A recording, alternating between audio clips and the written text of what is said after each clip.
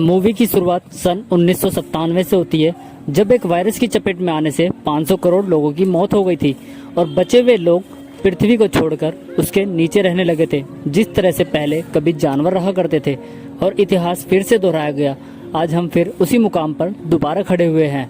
Movie की शुरुआत में एक आदमी को एक जेल में बंद दिखाया जाता है जिसका नाम कॉल होता है, और कुछ लोग उसे पकड़कर एक वैज्ञानिकों के पास ले जाते हैं ताकि वैज्ञानिक उसे अपने एडवांस प्रोग्राम के बारे में बता सकें, जिससे वो कॉल को एक टाइम ट्रेवल के जरिए पास्ट में भेजते हैं। इसलिए उसे वॉलंटरी के रूप में चुना जाता है। ये एक मौका है तुम्हारी सजा को कम करने में, और ये अहम भूमिका भी निभाएगा इंसानों को फिर से धरती पर लाने के लिए और उन्हें बसाने के लिए। इस काम के लिए हमें तुम्हारे जैसे साहसी लोगों की जरूरत पड़ेगी, इसलिए हमने एक वॉलंटरी के रूप में तुम्हें चुना है ताकि वायरस की जानकारी लेकर तुम वापस आ सको और वैज्ञानिक उस वायरस को फैलने से रोक सके। इसीलिए कॉल को पास्ट में पीछे भेजा जाता है। अप्रैल 99 में कॉल को टाइम मशीन के जरिए 1996 भेजा जाता है, लेकिन कॉल गलती से 1990 में पहुंच जाता है। वहां कॉल को 5 पुलिस वालों से मारपीट करने के जुर्म में जेल में कैद कर लिया जाता है। जेल में कॉल से डॉक्टर कैथरीन मिलने जाती है। कॉल को फिर पागल खाने ले जाया जाता है क्योंकि डॉक्टर को लगता है कि वो पागल हो गया है। वहाँ कॉल जेफरी से मिलता है। कॉल जेफरी को भी फोन करने के लिए कहता है क्योंकि वो एक गलत टाइम में आ गया था। इसके बाद कॉल को डॉक्टर्स की टीम के पास ले जाया जाता है। वहाँ डॉक्टर कैथरीन भी होती है। कॉल उन्हें बताता है कि 500 करोड़ लोग 1996 से 1997 तक मारे गए हैं, केवल कुछ % लोग ही बच सके थे। मैं यहाँ वायरस ढूंढने आया हूँ ताकि वर्तमान में लोगों को उस वायरस से बचाया जा सके। फिर कॉल उन डॉक्टर को फोन कॉल करने के लिए कहता है ताकि वो अपने वैज्ञानिकों को बता सके कि उसे गलत टाइम में भेज दिया गया है। जब कॉल फोन करता है तो फोन एक लेडी उठाती है क्योंकि कॉल 1990 में था और उसे कॉल 1996 में लगाना था। इसी कारण से नंबर नहीं मिल पाया था। इसीलिए डॉक्टर्स कॉल को पागल समझकर पागल खाने भेज देते हैं। वहाँ कॉल फिर से जेफरी से मिलता है।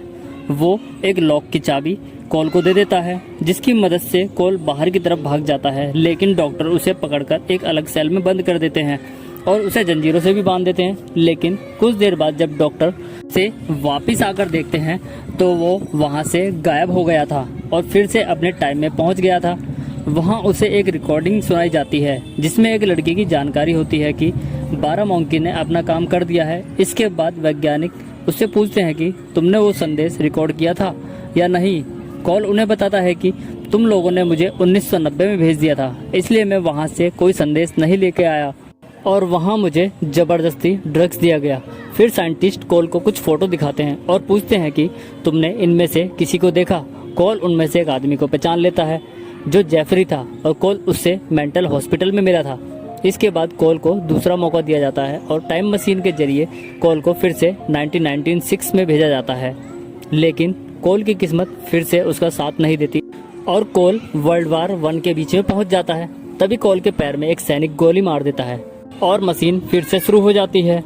कॉल 1996 में पहुंच जाता है जहां उसे वायरस के सैंपल लेने थे। वहां कैथरीन एक लेक्चर दे रही थी।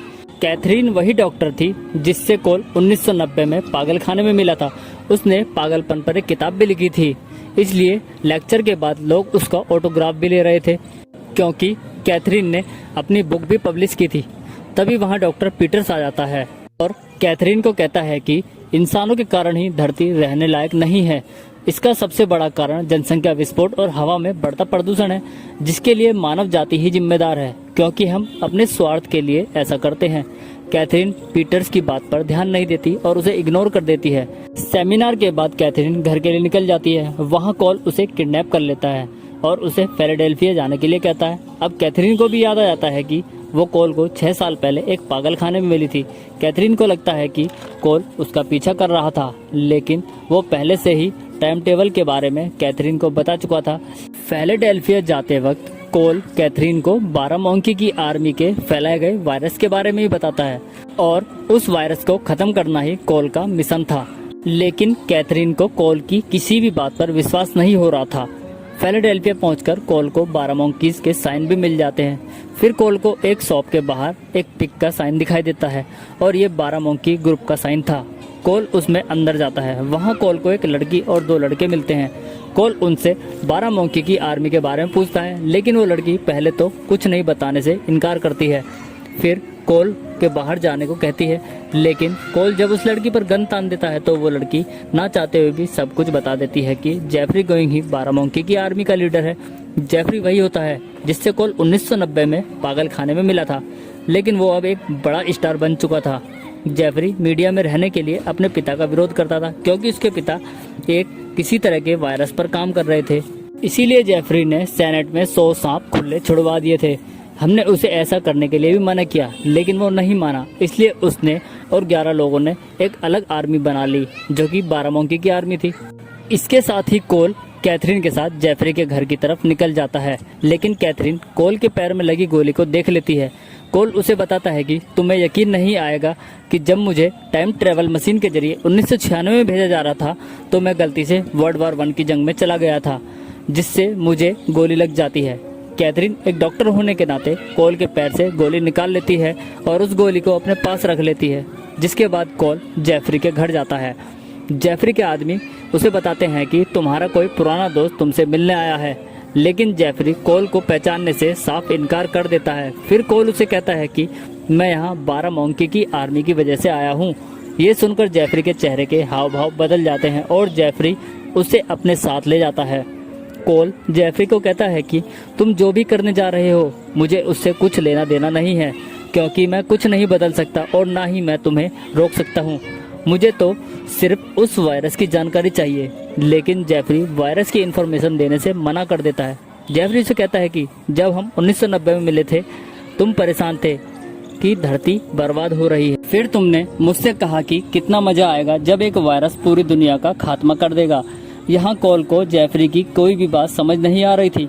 वो जेफरी से लड़ाई करके वहाँ से भाग जाता है। जेफरी के आदमी उसका पीछा करते हैं। कोल भागकर अपनी गाड़ी तक पहुँच जाता है, जहाँ उसने गाड़ी की डिक्की में कैथरीन को बंद किया हुआ था। अब कोल के चेहरे पर भी चोट लग गई थी जेफरी के यहाँ झगड़ा करके। जैसे ही कोल डिग्गी खोलता है, कैथरीन भी उस पर हमला कर देती है, जिससे कोल और भी ज्यादा घायल हो गया था। कोल अब यहाँ से भी नहीं जाना चाहता था, क्योंकि उसे यहाँ की हवा, पानी, सितारे अच्छे लगते थे। कैथरीन अब कोल को पानी के किनारे छोड़कर वहाँ से चली जाती है और गाड़ी का हॉर्न बजाती है, ताकि उन लोगों का ध्यान खींच सके जो कोल को पकड़ने आ रहे थे। लेकिन कैथरीन जैसे ही पीछे मुड़ती है, कोल फिर दोबारा गायब हो चुका था, जैसे वो 1990 से मेंटल हॉस्पिटल से गायब हो गया था। कोल अब वापस अपने समय में पहुंच गया था। वैज्ञानिकों को पता चल गया था कि बारामोंकी की आर्मी को जेफरी ने ही बनाया था, इसलिए वो कोल को सारी सजा माफ कर देते हैं। उधर हम कैथरीन को देखते हैं, जो कि किसी से फोन पर बात कर रही थी। फॉरेंसिक की रिपोर्ट भी आ गई थी। वो कैथरीन को बताते हैं कि वो ब्लड जो आपने कोल के पैर से निकाली थी वो 1920 से पहले चलाई गई थी। इसका मतलब कोल ठीक बोल रहा था। ये सुनकर कैथरीन हैरान हो जाती है। उसके पास वर्ल्ड वॉर 1 के बहुत सारे फोटो होते हैं। जब वो उन फोटो को देखती है तो उसमें उसे कोल की फोटो भी मिल जाती है, जिसमें उसे गोली लगी थी। अब कैथरीन समझ जाती है कि जो भी कोल उसे बता रहा था वो सब सही है और कोल सच में भविष्य से आया हुआ था और सच में वो वायरस से धरती के लोगों को बचाना चाहता था। उधर हम कैथरीन को जेफरी के फादर के साथ बात करते हुए देखते हैं, जहां कैथरीन उन्हें बारामोंकी की आर्मी के बारे में बताती है कि जेफरी इन सब में शामिल है। लेकिन डॉक्टर गोइंस कैथरीन को बताते हैं कि मेरा बेटा ऐसी किसी भी आर्मी में शामिल नहीं है और मैं आपको यकीन दिला सकता हूं कि ना ही मेरा बेटा और ना ही मेरी लैब से कोई भी आदमी उस खतरनाक जीवाणु तक नहीं पहुंच सकता, इसलिए आप उसकी चिंता करना छोड़ दीजिए। इतना कहकर गोइंस फोन रख देते हैं और अपने कर्मचारियों को वहां की सुरक्षा बढ़ाने के लिए कहते हैं, ताकि उस वायरस तक कोई भी ना पहुंच सके। इसके बाद हम कैथरीन को उसी शॉप के बाहर देखते हैं जहां वो कोल के साथ उन 3 लोगों के पास इंफॉर्मेशन के लिए आई थी। वहां भी उसकी मुलाकात कोल से हुई थी, क्योंकि वो अपने आप को सरेंडर करना चाहता था, क्योंकि वो टाइम ट्रेवल की वजह से उसकी मानसिक स्थिति बहुत खराब हो गई थी। इसलिए कैथरीन कोल को अपने साथ ले जाती है, क्योंकि कोल का पीछा पुलिस ऑफिसर कर रहे थे। घर पहुंचने पर कोल कैथरीन को बताता है कि मुझे लगता है कि मैं फिर से उसी जेल में पहुंच गया हूं। मुझे नहीं पता कि मैं वहां कैसे पहुंच गया था। कोल को कुछ समझ नहीं आ रहा था। फिर कैथरीन उसे यकीन दिलाती है कि जो भी तुमने कहा वो सब सच है, और वो उन सब बातों पर कोल को यकीन दिलाती है और कोल को वो फोटो भी दिखाती है जिसमें उसे वर्ल्ड वॉर 1 में गोली लगी थी। कोल कहता है कि मैं नहीं जानता कि कल क्या होने वाला है, क्योंकि मुझे भी स्वच्छ वातावरण में जिंदगी जीने का हक है और मैं इस दुनिया में जीना चाहता हूँ जहाँ मुझे स्वच्छ वातावरण और स्वच्छ पानी मिल सके।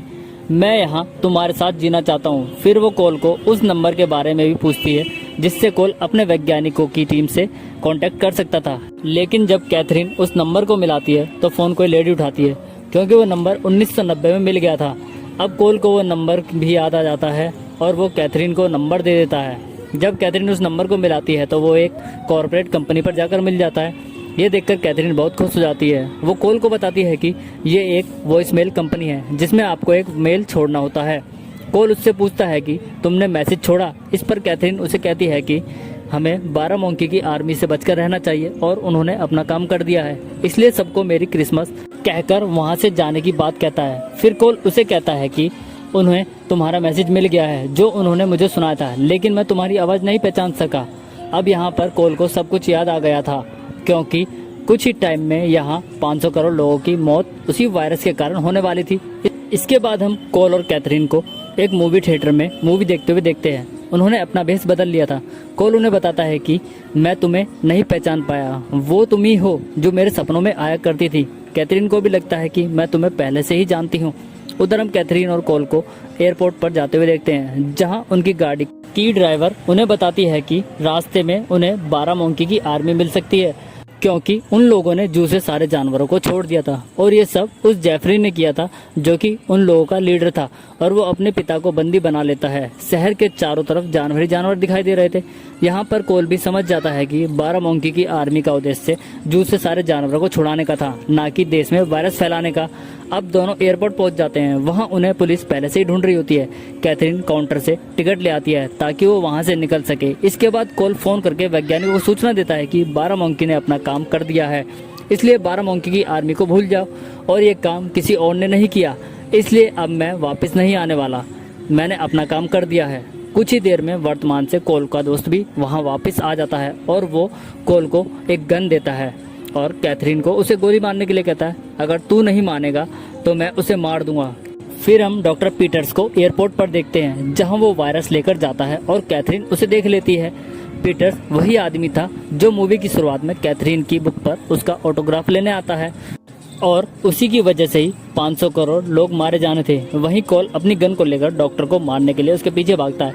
तभी वहाँ मौजूद पुलिस ऑफिसर कोल को गोली मार देते हैं जिससे कोल की मौके पर ही मौत हो जाती है। उधर एक छोटा सा बच्चा दूर खड़ा होकर ये सब देख रहा था। कैथरीन समझ जाती है कि वर्तमान में वो बच्चा कोल ही है। इस तरह कोल का न्यू जन्म होता है जहां इंसान बिना डरे स्वच्छ वातावरण में रह सके। इस तरह मूवी खत्म हो जाती है। अगर आपको मूवी अच्छी लगे तो please share, subscribe and like कीजिए।